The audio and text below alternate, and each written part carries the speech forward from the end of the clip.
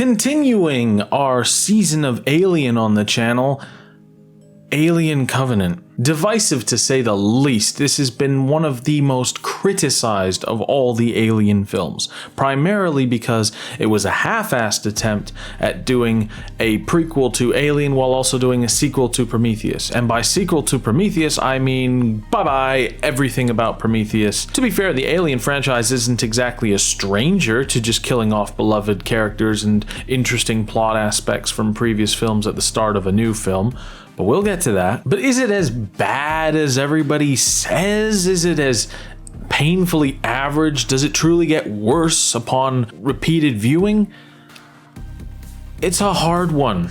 Covenant suffers something of an identity crisis. It doesn't really know if it's telling the story of David, as in the android from Prometheus, or if it's telling the story of Daniels, the definitely not Ellen Ripley of the film, or if it's telling the story of the origins of the xenomorphs, or if it's telling a continuation of the Prometheus storyline. Acres of potential. It has so much talent behind it. Ridley Scott is a master of his craft. Well, first off, one of the things that Ridley wanted to do with the film to get it back into the Alien fandom's good graces is make it a lot more violent, a lot gorier, a lot more horror-like, which is what he was known for with Alien. But if you remember, the gore and blood of Alien was subsidized. It was turned into something used to show that, oh, stuff is really intense at the moment, because up until that point, you'd barely even seen the color red throughout the whole film, and then all of a sudden, chestburster scene. It catches people off guard, and it's intentionally clever that way. With Alien Covenant, the aim of the game is just to show as much blood and gore as quickly as possible. One of the things that made Gladiator such a great payoff for Ridley Scott was that the blood was meaningful. The blood and the gore was reserved for the arena and for the battle scenes. It was never about just trying for shock factor or just trying to be as edgy as possible. But I'm getting ahead of myself. So the premise for Alien Covenant is kind of familiar at this point. There's a bunch of colonists. They're traveling to a different planet to start a new civilization. They have a few soldiers with them to help protect the colonists, but that's fine because they're clearly not expecting anything requiring that level of security. But on the way, they're hit by major interference by a space storm, if you will, or a solar storm, one or the other, that damages the ship and accidentally causes some of the cryotubes to malfunction, and people are killed, including the captain. And the reins of captain fall to Billy Crudup. Now, I've got to be honest, when I heard he was in this film, I was like, really? The voice of Ashitaka from Princess Mononoke? How's he been? What's he been up to? Now, while he doesn't do bad in the role, he just doesn't really do anything in the role. He's supposed to be the character you're relating to the most, next to Daniels, who is, as I said before, the Ripley character. But honestly, the captain just kind of fades from existence about halfway into the film, only to pop up again, only to die. But we'll get to that. So as I mentioned, we have Danny, who is our Ellen Ripley character, who was actually the wife of the captain who got killed. Fun fact, the captain is James Franco. Isn't that odd? He doesn't get any screen time. You get to see him wrapped up like a mummy in a cryotube, and then foosh, he burns to death. Probably one of the easiest paychecks he's ever had. We do get one clip of Daniels looking over a video recording of James Franco talking to her while they're climbing a mountain, which is kind of nice. It shows that they were an adventurous couple that really had things going for them, and it's kind of sad, but again, you can't make me feel overly sad when someone's grieving for a lover who I didn't get to know. Granted, if your film is good enough, you'll be able to make me feel for characters that I didn't get to see. Some films that have people reflecting on parents that they've lost from the very beginning, you feel for them even though you never even got to meet the parents. That's good storytelling. Unfortunately, Daniels comes off, again, like I said, a bit of a Ripley wannabe, and it really doesn't suit her. She's fine as a character for the film, but her almost religious levels of contempt for things that are unexpected or things that seem too good to be true is a little bit unnatural. Speaking of, after the storm, they decide that a nearby planet, which has been broadcasting freaking Elizabeth Shaw singing West Virginia Country Road, whatever it's called, and I gotta admit, that's actually kind of creative. And of course, this leads our characters to the engineer home world, and I got excited at this point. I was like, oh wow, we're just going to interact with engineers. Well, no, because like I hinted at the beginning of this review, they just went straight up, okay, well, we're going to have to make Prometheus get all the way out of this film. So the premise is that Shaw and David arrived at this planet, and David dropped the payload on them and killed everything 10 years ago. But as our brave colonists explore the surface of the planet, they encounter the pathogen in the form of a strange plant that seems to be growing on the planet. Now, I've heard people suggesting that this could have been the plant that was harvested, or it could have been a plant that grew after the pathogen was dropped everywhere. Honestly, I just don't really care. I'm still too annoyed that they ousted every engineer just like that. But 2 crew members are infected, and we know what happens when things get infected in alien films. But we haven't had an egg or a facehugger, so you're a little bit like, what's actually gonna happen? We've seen what the black goo does to other people in Prometheus. What is this weird airborne version of it, though? It's like a living aerosol that just goes into someone's nose or someone's ear. What does it actually do? Well, it turns out it makes a neomorph, which is like a weird, gross, tall, white, really white version of a xenomorph without a mouth, until it does have a mouth.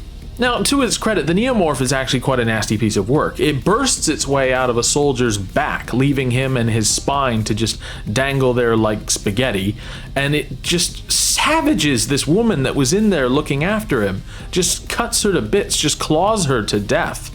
And I gotta admit, they made the neomorphs ridiculously intense. The other infected is one of our only gay people in the film, a husband and husband team, and his bursts out of his throat, which again leads to a very messy scene in which a neomorph, which grows more rapidly than any xenomorph we've ever seen, proceeds to savage a lot of people, including Walter, who is the same looking android as David, but he's a newer model, which means he's a lot more robotic, which is odd because in previous Alien films, the newer models become more human, not the other way around. They become harder and harder to tell the difference. For instance, David was blatantly an android in Prometheus, whereas you've got Bishop in Aliens, who you only realize is an android in the movie when he cuts his thumb and doesn't bleed. He has that weird milky goo that those androids run on.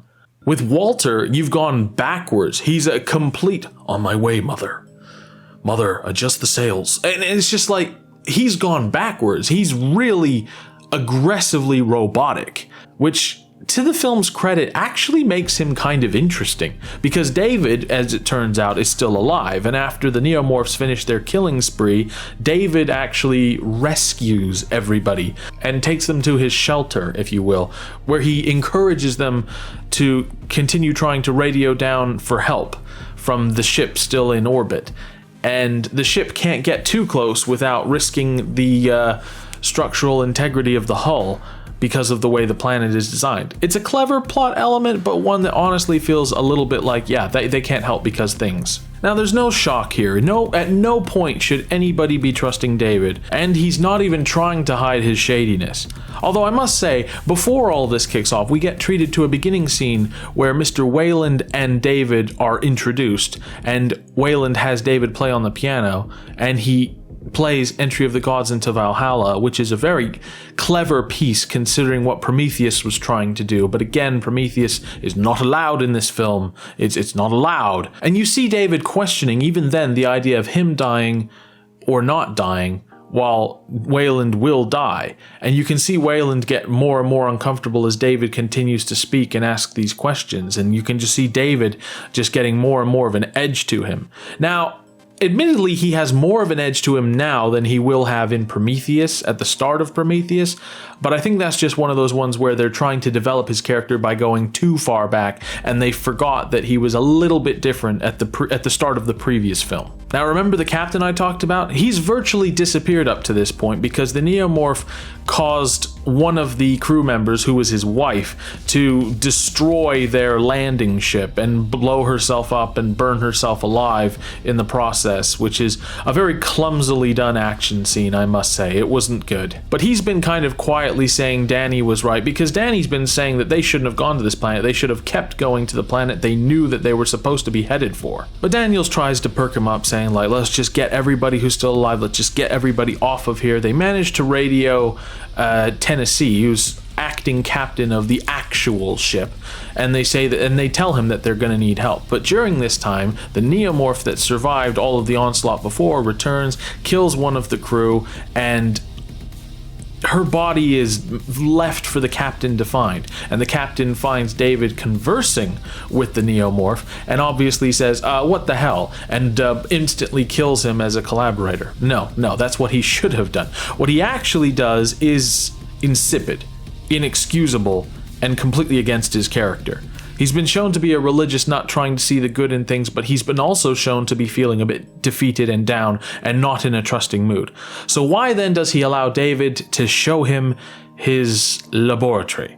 He allows David to show him everything. He's even introduced to the alien eggs and trusts David when he says, have a look. Perfectly safe, I assure you. Oh, really? Everything you've just seen, and you're going to trust that these slimy eggs that he's just told you, literally just told you, are part of his experiments. They're part of his research.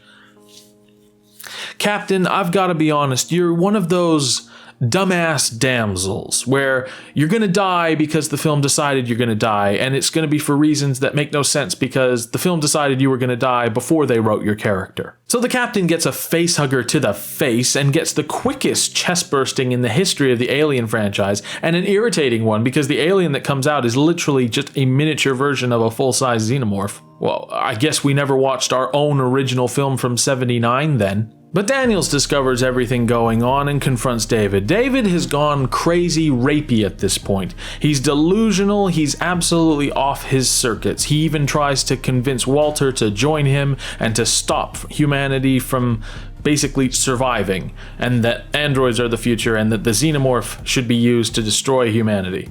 There you go, folks. What created the xenomorph that haunted your dreams in Alien and made you wish you could be a badass space marine in Aliens? David. An android with a god complex created the xenomorph.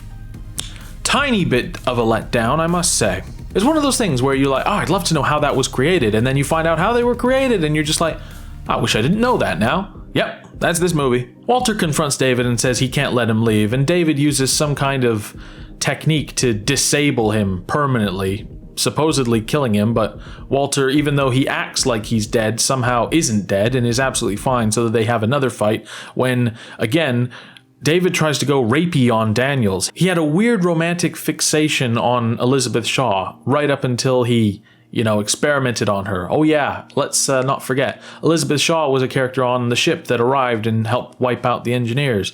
David experimented on her, and she is very, very dead. Prometheus is not allowed to be in this movie. He tries to get it on with Daniels, even going as far as to kiss her and then ask her if that's how it's done. Creepy scene. And he's knocked to the ground by Walter. They have a pretty interesting android fight, and then Walter is given a moment to decide to kill David, and David basically says, it's your choice now. You can be their slave or you can be a god like me. And the camera flashes away to insinuate that, oh, which one of them died? Ooh, it's a mystery. Not really. I don't think a single person in the audience didn't realize that it was David that won the fight, and David masquerading as Walter at the end. So Tennessee brings the ship down, and they pick up everybody, and they pick up the xenomorph. There's an interesting little fight between Daniels and the xenomorph. Again, she's trying to be Ripley, but without any of her good qualities, only to find that one of the crew, who was briefly given the facehugger treatment, was attached to it just long enough to get an embryo. Instant xenomorph, and xenomorph proceeds to kill everybody except Daniels and Tennessee, so that they can have their big showdown with Walter, wink wink, helping guide them to destroy the xenomorph. And of course they succeed, kill the xenomorph, it's happy, everybody's gonna go back into the sleep tubes, and just before Daniels can go down for the long nap, it of course gets revealed that Walter died and David is there, and that they're now helpless as he traipses around listening to the god's entry into Valhalla, as he walks around admiring all the colonists he can experiment on, and regurgitates a couple of alien egg embryos. And this is where the film ends. The insinuation that they're dead, they're completely screwed, they're all gonna die. Holy Lord, what is going to happen at the start of the next film? So as you can probably tell, I like the movie, but I definitely think that it could have been about 1,000 times better than it was. Characters make stupid decisions, the origins of the alien or xenomorph are disappointing, the complete lack of continuation of Prometheus is disappointing, the fact that the most interesting characters constantly put themselves in peril that eventually kills them is disappointing, and I guess that just kind of sums up my feelings about Alien Covenant. It's disappointing. By the end of Alien season on my channel, we'll definitely talk about Alien Awakening and what I think is going to happen to finally bridge the gap between the Prometheus trilogy and the original Alien film. But here, now, I can only see one way forward, and it's very disappointing and predictable because even though the film has a brave ending, it only leads in one direction because we already know where we're headed. But don't get me wrong, I appreciate that the film took a few risks. Ridley Scott definitely did do quite a bit of fan service, but he also took a few risks and did some interesting things, particularly with David, who in my opinion, just like with Prometheus, was the standout here, even though he went a bit crazy and rapey at the end. Alien Covenant is a continuation of Prometheus only in knowledge. You could watch Alien Covenant, not know anything about Prometheus, and you'd be fine because Prometheus is not allowed in this movie. Everything to do with Prometheus except David is removed, but even the David from Prometheus is gone. There's not a shade of the original David, not in the way he talks, not in the way he acts, not one aspect of David from Prometheus is the same David in Alien Covenant. Isn't that strange? How did that happen? No, this isn't a terrible Alien film, it's just one of the weakest efforts because it tried too hard to not be good. A sequel to Prometheus that led to Alien? I could deal with that, but this film was so determined to be an Alien prequel rather than a Prometheus sequel that I just think it suffered from an identity crisis and ended up doing a lot of tropish things, had a lot of cutout characters and a lot of meaningless deaths of characters for doing stupid things, characters suddenly abandoning all rationality in times of, well, needed rationality, and numerous times characters died because they were stupid rather than they were savaged by an intelligent predator. When it all gets weighed up, this isn't a terrible film, and I like it. I just don't love it. And when it comes to the Alien franchise, if I don't love it, then it's doing something wrong. And Alien Covenant does a lot wrong. It does a few things right, but it does a lot wrong. And that unfortunately means it just can't quite cut it. It can't quite become a classic. There is good to be found here. 100%, there is good to be found here, and you will be entertained. You won't walk away going, that's the worst piece of shit I've ever watched in my life.